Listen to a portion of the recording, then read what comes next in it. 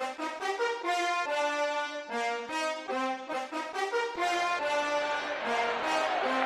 to TKO, also known as Trending with Keisha and Ori. If it's trending, we're talking about it. Welcome back, everybody. Welcome back to the TKO podcast. This is Ori. Yo, that's Keisha. What's up, Keisha? What's up, Ori? Yo, so it's been a crazy week. I never ever thought that me and you would ever discuss NASCAR in our podcast.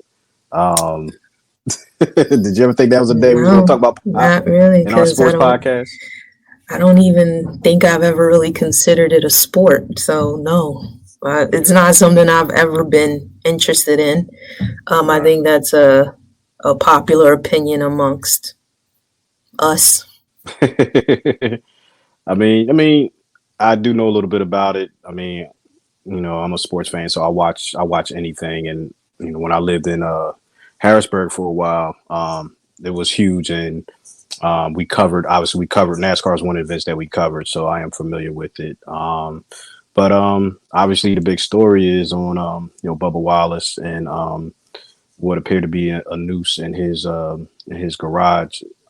So just kind of want to get your thoughts on the whole situation. First of all, when the story broke on Sunday night, I think I might have texted you or shared it on social media, and then the investigation and then the reaction after. So we want to talk about three parts of it. So first, if you want to tackle all three, if you want to go one by one, let me know how you want to do it. But just your thoughts on when you first heard about it. Well, I think just to give a quick recap, Bubba Wallace's teammate, I don't know if it was his crew chief or not, but his teammate, who was black, went to the garage, checked on the car, and he found what he considered a noose. He reported it. It eventually got up to the president of NASCAR, and he saw it, obviously, and also felt it was a noose. And so they moved forward, released the statement, and then also released the fact that they would start an investigation and also bring in the FBI. So I think it's important to put that out there because there's a misconception that Bubba Wallace found this noose and then went straight to the media and said, somebody put a noose in my garage, because this is on the heels of him calling for NASCAR to wholly ban the Confederate flag being flown or visible at any of its races. So I think it was about 2 weeks after he did that, which of course came with a lot of backlash from the NASCAR fans because apparently they enjoy the Confederate flag. So I think that's what caused the initial concern. According to the president of NASCAR, he felt that it needed to be addressed just because, I'm assuming, because of all the hate and the negative comments that were coming towards them and Bubba Wallace with the banning of the Confederate flag. So that happened. And then I think we all kind of thought, well, because I think it took like 2 or 3 days for them to figure it out. And it was like 48 hours. Because it happened, so it broke Sunday night. To come to a conclusion for the investigation? Well, so it broke Sunday night. So I don't know when they found it. They must have found it at some point on Sunday. When it got to the media, it was Sunday night. So then obviously Monday, everybody was talking about it. And I think by Tuesday, I want to say Tuesday around 5 o'clock, they had already wrapped up their investigation. It was either Wednesday at 5. I'm thinking it was definitely Tuesday. It was definitely Tuesday because of where I was and hearing about it. So it was actually, probably about 48 hours. I don't think it's the length of time. I think it's the fact that, so the FBI came to the conclusion that this was not a hate crime directed towards Bubba Wallace. Correct. Because according to them and the video evidence they gathered, the garage pool has been there since, was it August of 2019 or October? October of 2019. October from of their 2019. investigation. Mm-hmm. Right. In a stall that Bubba Wallace was not in at that time. So my issue with that is, one, they had cameras. It's a new one of their newer facilities. Cameras everywhere. Apparently, you have to sign in to get into the garages. So you have to be an employee of NASCAR or a team member of one of the racers. You have to have some sort So of they knew, credential. yeah. So they knew it was a person connected to the sport, not just a random fan, right? Correct. Right. Yep. So if you know all these things, one, why do you need to call in the FBI, especially considering the conclusion the FBI came to, which was it wasn't a hate crime and it had been there since 2019. So no one's seen this garage pool hanging there since 2019. And then so that led to the... Hang on 1 second. So it's possible because I want to say that maybe the race season ends by the winter or something like that. So maybe the last races were in October, and they were going to. Usually, I know NASCAR starts around February. I know that starts like right after the Super Bowl. So obviously, when coronavirus hit, it didn't start. So these races just now started. So I want to say it is very possible that that October race, whenever it was the last one. So that is possible. So what this created was the idea that amongst people who have an issue with the Confederate flag being banned and, people jumping the gun or pulling a race card, was that this was a hoax. And they started comparing it to the Jussie Smollett situation. Yeah. Or UC Smollett. I don't know how he pronounces his name. But so then there's that out there. So that led to NASCAR releasing the photo of the garage pool, right? Did you see the photo, Ori? I did see the photo. Now, I'm not familiar with garage pools. Right. I don't even know what that means. But I do know a noose when I see one. I think you know a noose when you see one. I think people of color recognize a noose. And Bubba Wallace went on television and said, the picture I was shown, I've never seen, and he's been in the sport since he was 9 years old. Mm-hmm. He's never seen a garage pool that is tied like that. Right. And what he saw was a noose. Right. And then what are your thoughts on that? And I was going to say one more, just to add to that. So the investigation that I guess the FBI or maybe it was the NASCAR representatives did, they went to all the garages and they did a sweep. And out of all and there's many, many garages, I don't have the exact number, but out of all of them, they did find 11 garage pools. Here you go. I have the numbers. Break it down. So across the 1,684 garage stalls at 29 tracks, NASCAR found only 11 total that had a pull-down rope even tied in a knot.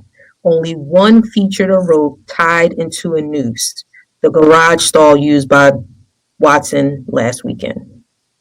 And that is from the president of NASCAR. I don't know his first name. Phelps. I think his last name is Phelps. Yeah. Phelps, yeah. Yeah, so correct. So what a coincidence. Yeah, so because they're assigned those garages, correct? So yeah, somebody, yeah, I don't know who. Somebody knew that garage pool was there. That garage pool was there. Mm-hmm. Somebody assigned the only African American race car driver in the entire sport to the one garage with a garage pool out of the 11 shaped like a noose. And there you have it. And that's our investigation. So, hate crime or not, intentional or not, I believe whoever tied it for a reason, because I think it takes a special skill to tie a noose, because a noose is a rope that's tied with a specific knot so that when weight is put on it, it is pulled. So another thing that the president mentioned was it wouldn't even make sense to create a garage pool in the shape of a noose, because once you pulled on it, it would tighten around your hands. Mm-hmm. So that's why most of Yeah. the garage pulls weren't tied like that. Right. So intentional or not, hate crime or not, whatever you want to call it, I think it was put there as a symbol. I think it was put there to make a statement. And I think he was put in that garage to make a statement. Now, I don't think that that's too much of a coincidence. I don't understand why NASCAR couldn't have come to the conclusion that the FBI came to. I mean, it wasn't that big of a conclusion. It was there since 2019, and Mm-hmm. it wasn't directed directly at Bubba. Yeah, I think NASCAR wanted to make sure that they had some protection. So instead of just a independent investigator, we're gonna get the FBI. We're gonna get the big gun so we can get definitive information on what this is. So I think that's the reason why. And so let's backtrack. So I mostly agree with everything that you say. They find this rope that looks like a noose to everybody, to most people. And they go to a logical conclusion to say, well, let's investigate this. No matter what, we can't not, we got to investigate. We got to see what's going on.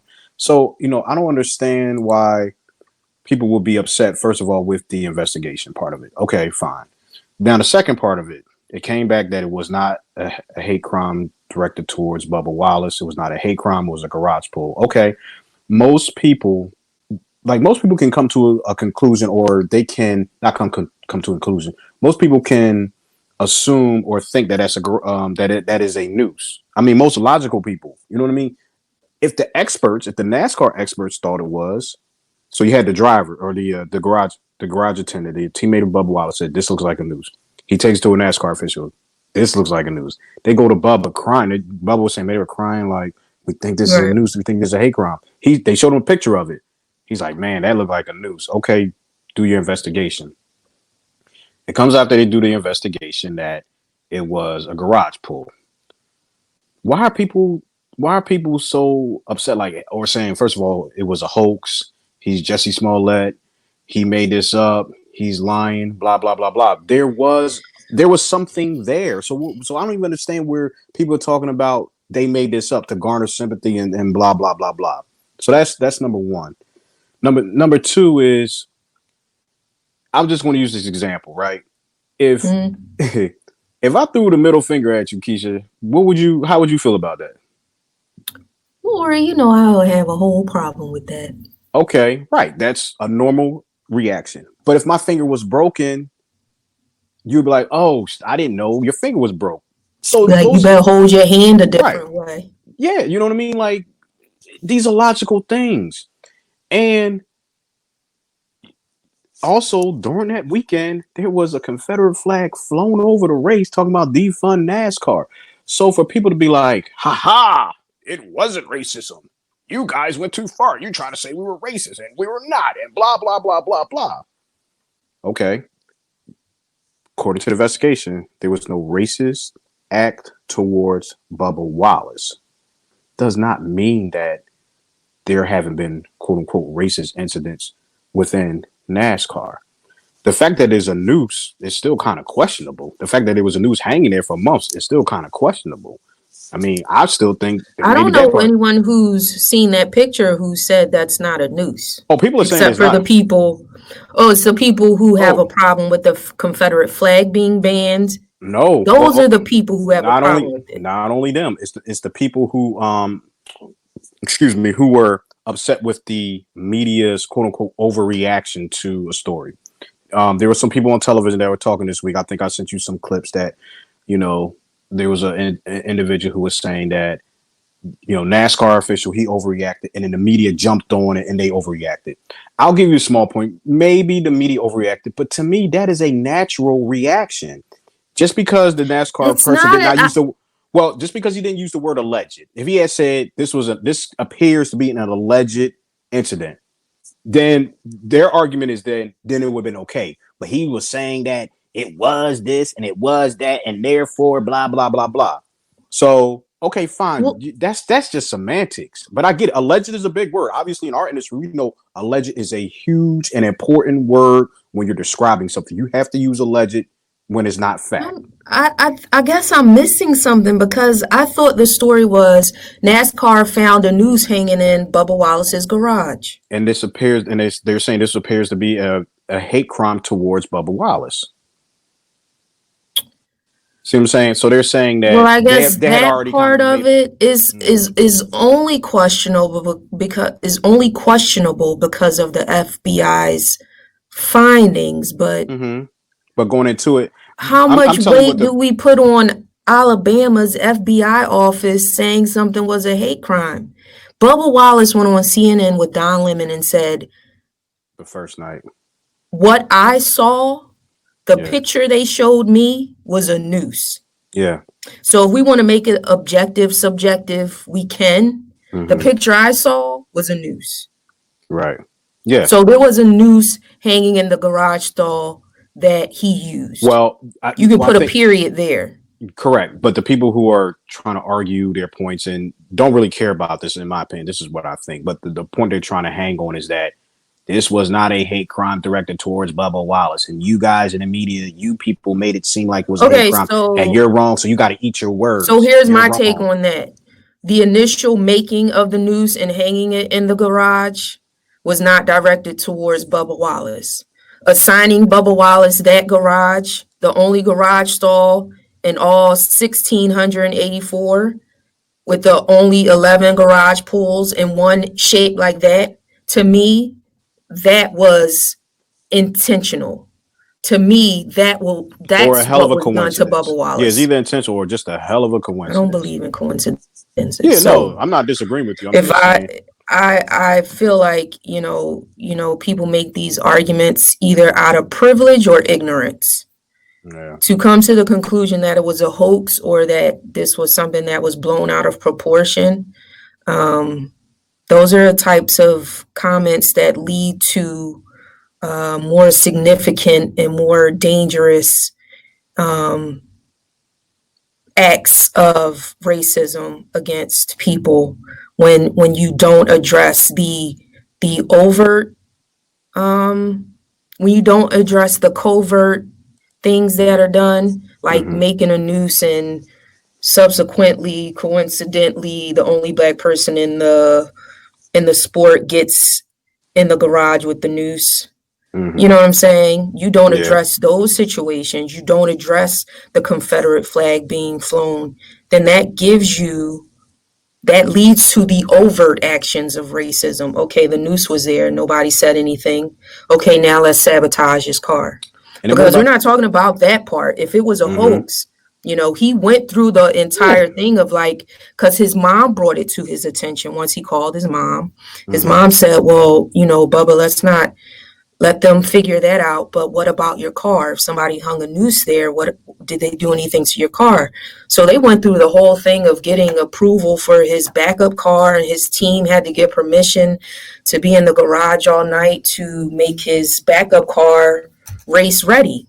Who would risk that? He had already made a statement. He had already come out loud and proud. He had already been big and bold. I mean, look at his car, so why go through the drama of a hoax? I think that's just ridiculous. Right. And then some people were trying to say, well, this undercuts the push for people of all races. We're trying to end racism. It creates division. It creates more division when you have instances like this. People going to say it's going to be harder. The people going to say it's going to be harder for those to get those people on your side, to see your point. But I don't believe that, because I believe those people don't want to be on the side. I truly don't. I think most logical people are going to say, okay, did they overreact? Okay, I'm fine to admit, say, they maybe overreact a little bit, but it made sense. There was so many dots that are being connected. If it walked like a duck and it talks like a duck, sometimes it's a mongoose. But most of the time it's a dang on duck. You know what I mean? So, yeah, I just can't stand by the argument of overreaction. Because again, those people, they either see it that way out of privilege because it's better to ignore it. It's easier to say, let's move forward when it doesn't affect you. That's what your privilege gives you. Your privilege gives you the confidence of knowing you're going to be given the benefit of the doubt. Well, I think which is people of color, we don't get that benefit of doubt. We never have. And that's what we're fighting for. So it's either that privilege or it's your racist ignorance, which wants you to be in a place to deny so that you can continue to do things like this, be passive aggressive and get away with it. Wow. So it's not an overreaction. I think it had to be done just to make the statement. So we see you. It's putting a light on it. Not like, NASCAR. Okay, it hung there since 2019. It's been there since 2019. So continue to ignore it. And it stands as a symbol to the person who put it there and also the people who it signals and the people it gets a reaction out of. Right. Let's be clear. A noose is not just a noose. Let's just make the point that a noose represents hate. It represents racism. It represents death. It represents lynchings for hundreds and thousands of Black people during a time of hatefulness that just consumed this country. So a noose isn't just a garage pool with a certain knot. A noose represents lynchings. It represents people would come out and bring their families and take pictures and burn people and mutilate them and cut off body parts for souvenirs. So that's what that type of garage pool triggers for people of color. That's not just a rope hanging somewhere. So let's just be clear. So if you're privileged, if this hurt your privileged feelings or this expose your racial or racist feelings, then they have to carry that, because with the climate that we're in, we are no longer in a position to shoulder that so that they're not uncomfortable. So I can't sit by an overreaction because we haven't overreacted enough. So now that NASCAR and the country and the media want to call a thing, and it just so happens that this wasn't a direct thing, that doesn't make it not a thing. That was a thing, and that thing was a noose. Right. No, I feel you. I mean, yeah. No, I agree. Like I said, I think NASCAR acted appropriately. I mean, they acted logically. It was logical. It was like, yo, this is what it looks like. You know what I mean? So they acted in accordance with what they should do. You know what I mean? And, to protect their driver, to protect the sport, protect everything. You know what I mean? So if you want to say that, if people want to say, well, the media overreacted or whatever, okay. Was there 24/7 shows talking about, look at what's going on in NASCAR and look at this and blah, blah, blah, blah, before the actual evidence actually came out? Okay, so what? But so what? That's how it is now. That's TV. That's social media. That's how it is.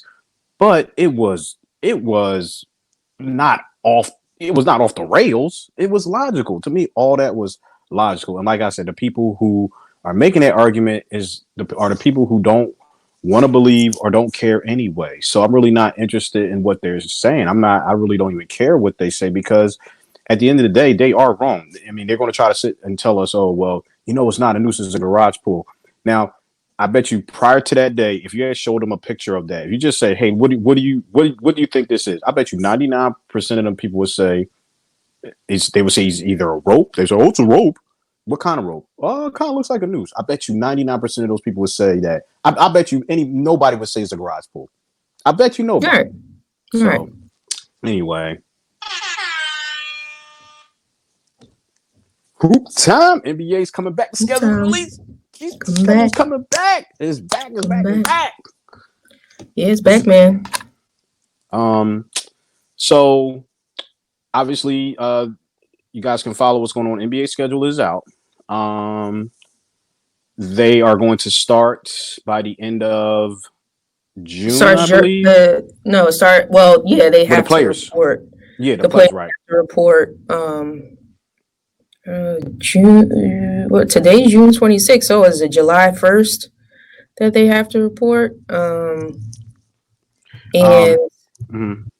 actual games start July 30th. Right. And they go till August 14th. So it's like the chip. 2 teams. Right. And then they start to play for their seeding. Right. And then the playoffs start August 14th, August Yeah. 17th. So Yeah. a lot of basketball. Yeah. June, July, and August is And it's going to be a basketball. lot of good basketball. Yeah, it's gonna be like You know 7. So how some days it'll be 7 games 7 per games day a with day. 3 Yeah. courts.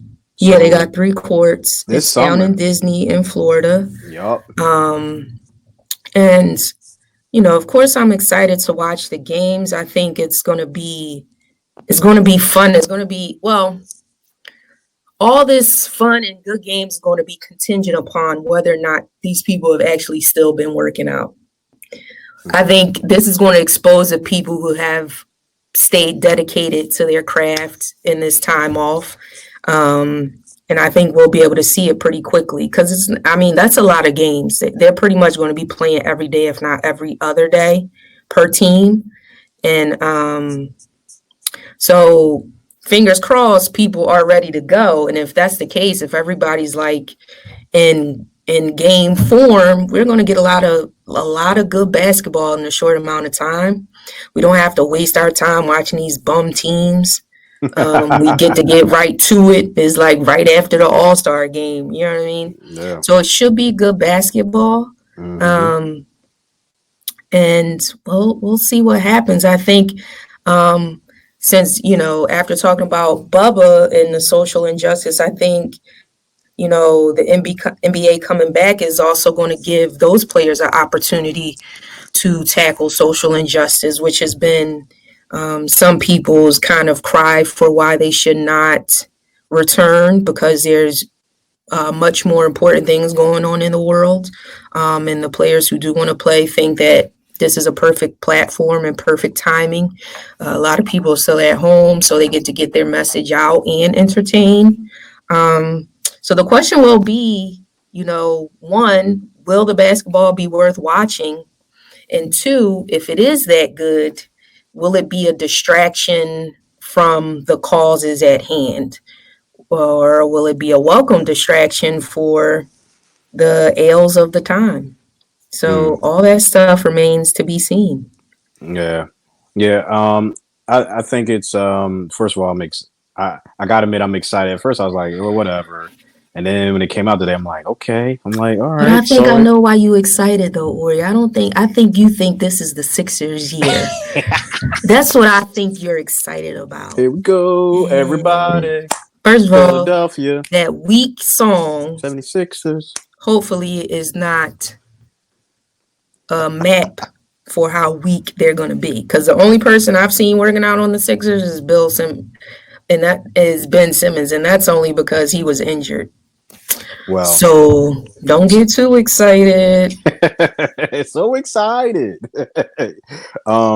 Well, so I'm looking at a number of things. One, I'm looking at how the players are going to, continue their, their social justice causes and, still be able to get their message out. I'm very interested in the type of things that you're going to see. Are you going to see kneeling? Are you going to see T-shirts? Are you going to see sponsors? Like, I'm just very interested in, who's committed to making sure that now all eyes are going to be watching because this basketball people are starving for something. There's going to be so many eyes watching. They're going to be the first sport to officially come back, right? The WNBA is supposed to start soon, but I don't know if baseball, they've finalized. In Major League Baseball, they're playing too. So at the end of the day, I think they're going to be all out around the same time, which is great. So I'm interested in that.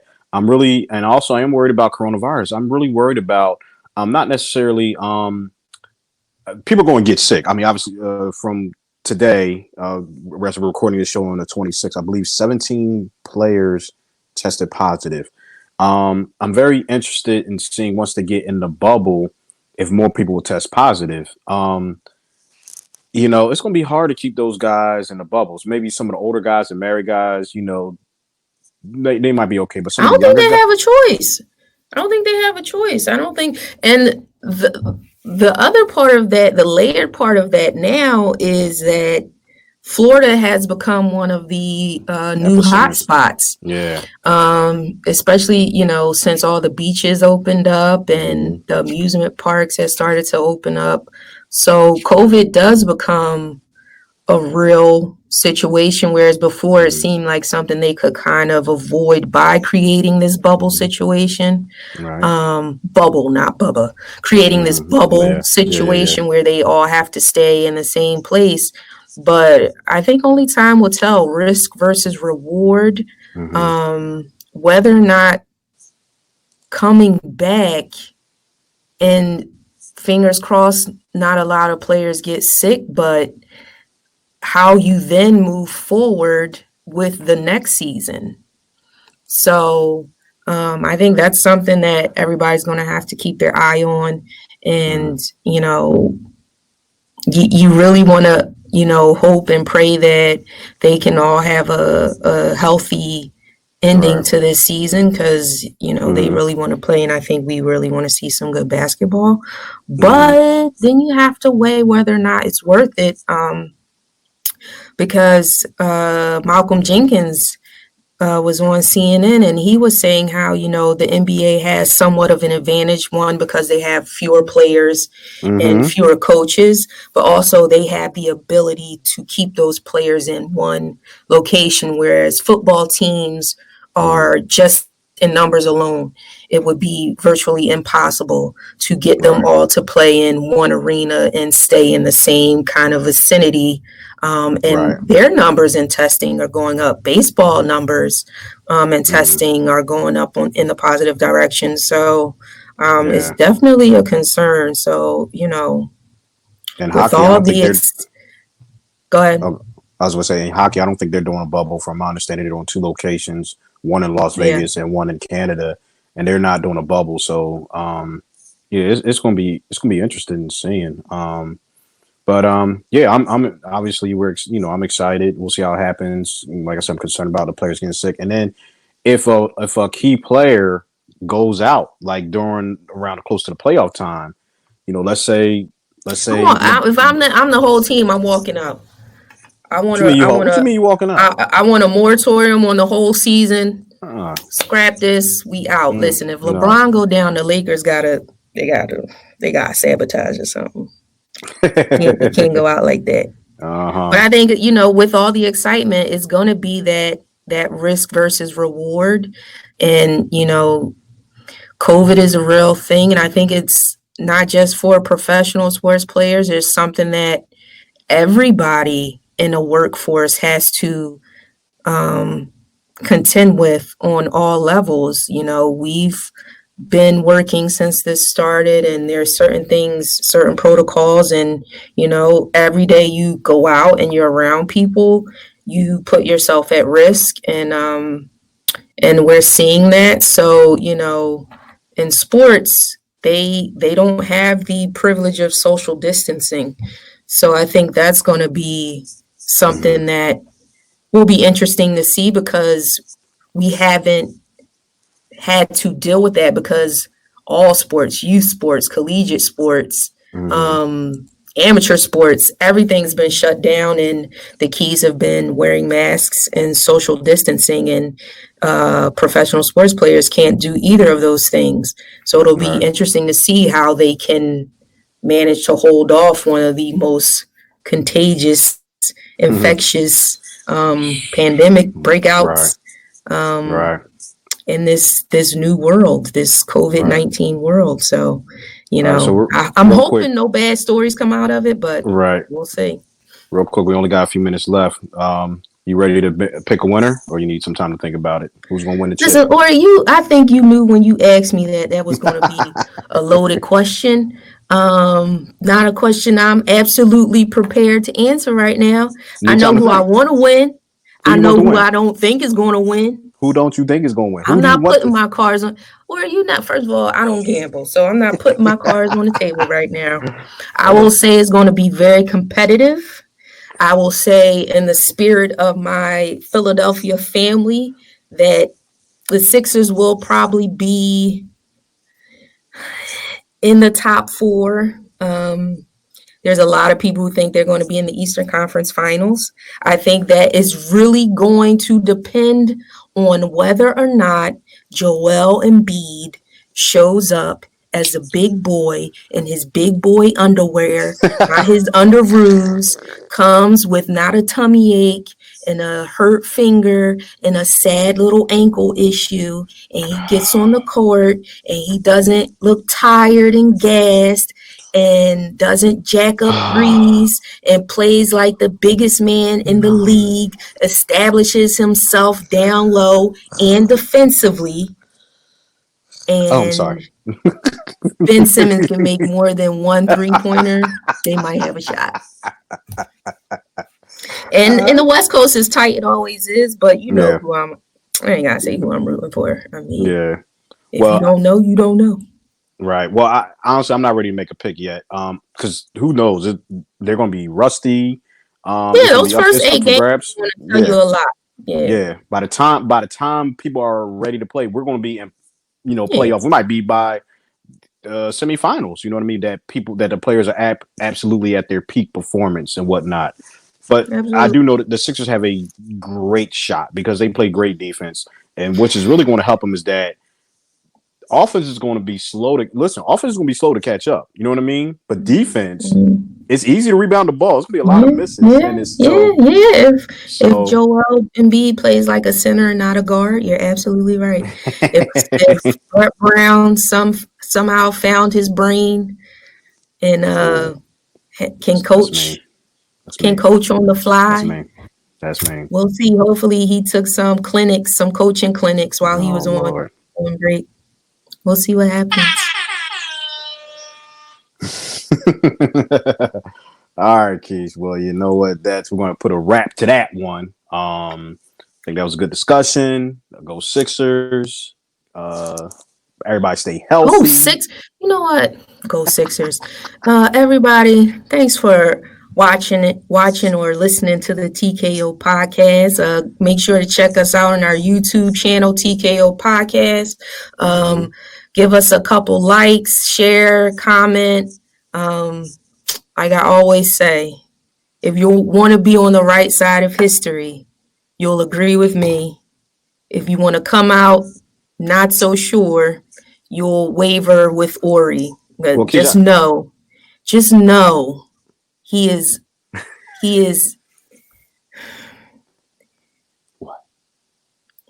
The Sixers have a hold on him that I can't get through it. So, don't be surprised if he misleads you.